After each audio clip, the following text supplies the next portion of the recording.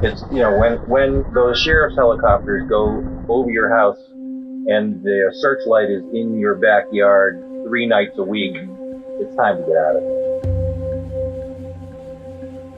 I wish I could go back in that bubble and be oblivious to politics, to crime, to everything, but you can't. You can't unring the bell, so.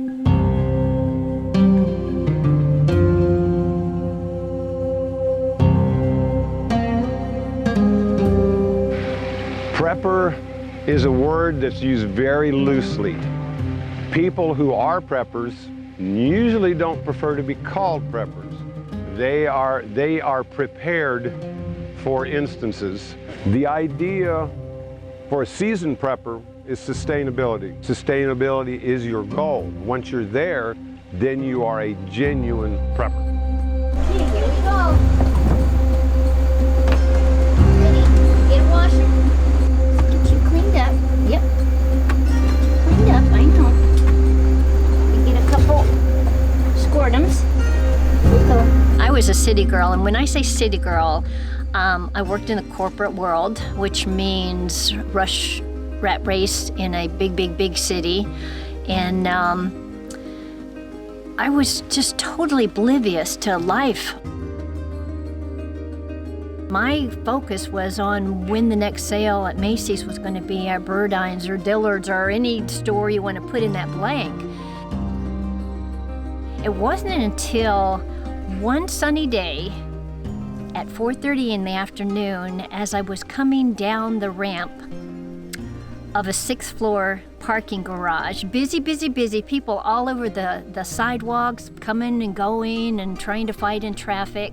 I went through the card swiper fine and pulled out into traffic. Now I had an option of going right or left, and I saw these people running down the sidewalk.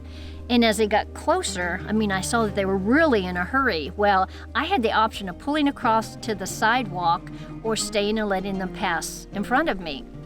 So just me, nice Nancy, I went ahead and waited so that they could pass in front of me. And what happened next was a shock. I was on the phone with my sister, shame on me, but we were talking about her day. And all of a sudden I heard this tremendous ruckus, is the only thing I can explain or describe it as. Somebody was at my passenger front door and somebody was at the back passenger door with guns. I came home, I talked to my husband.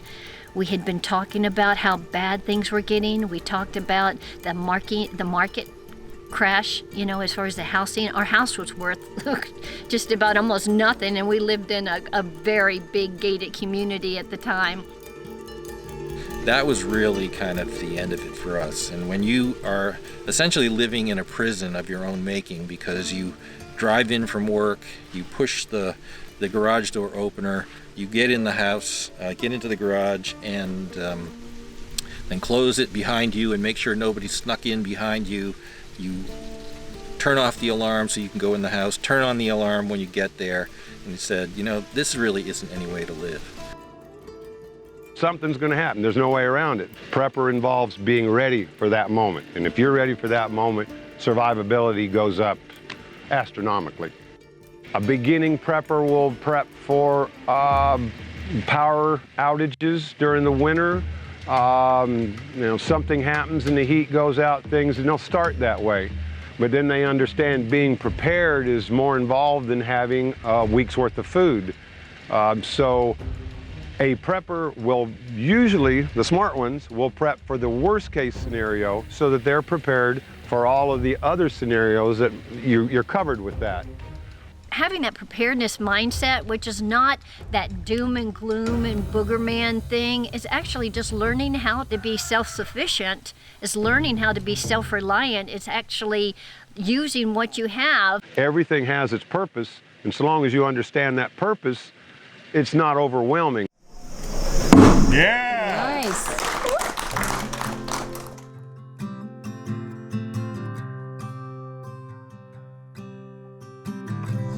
Left shoulder to right hip. Good.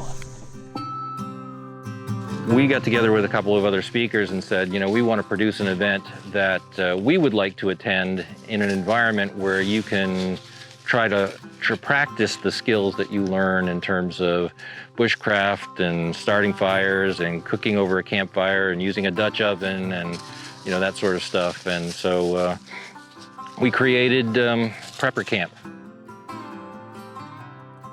Every year we try to have new things for people to see and new things for people to learn.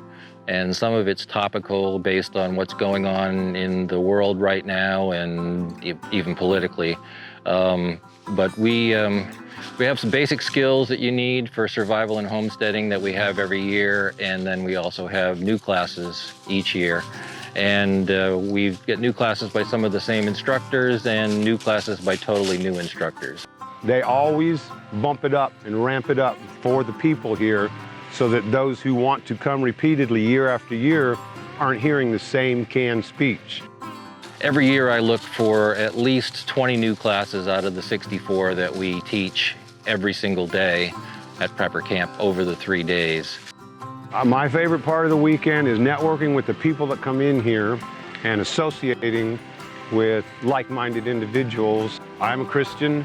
I am a prepper, which everybody is around here. And in those two things, we all have that in common.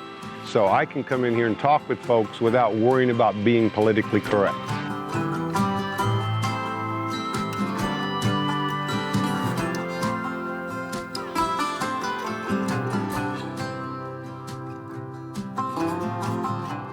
This is a heater.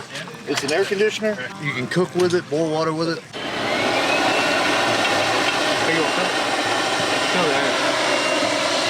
Oh my gosh, yeah. Genius. That's all you do. Pour a bottle. Now look at that can. I might not let it get hot. It's not as hot as it should be.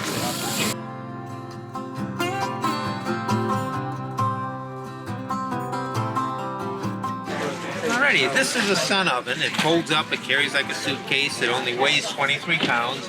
Setting it up takes a matter of seconds. It's got a simple one-piece construction. You open the door, your food goes in here, and then it has a rack inside that will keep your food from spilling if you move it to follow the sun. And it has a leg built into the back that allows you to raise or lower it to meet the sun wherever it is in the horizon. If you put a chicken in a pot and you put it in the sun oven, you'd be able to cook a 3-pound chicken in a preheated sun oven in about an hour and a half, as long as you move it every 30 minutes to follow the sun. Or you could take a frozen chicken, put it in here in the morning, set the oven, say, facing south, leave for the day, come back at supper and have a cooked roast.